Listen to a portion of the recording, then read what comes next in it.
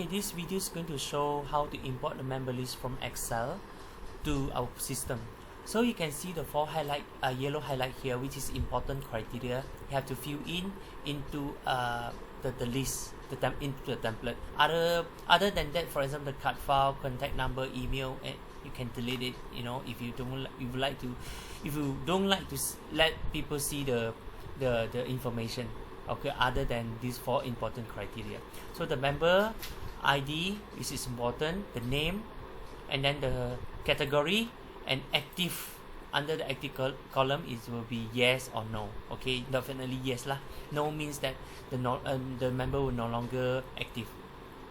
Okay, so I highly suggest that these two columns have to be filled in.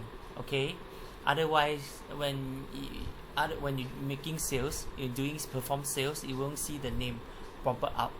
Okay, let's go to the system. You go to the member drop down list, import from Excel. Okay, tick the override existing, select Excel file, the red button here,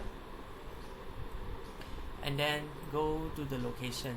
Okay, so I always suggest that for the Excel template, I suggest that you can save two copies.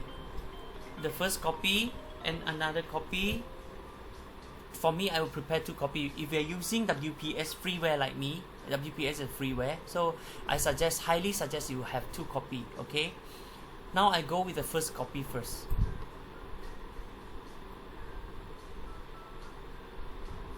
Okay, if happen like this, maybe we'll go to the second copy. Alright.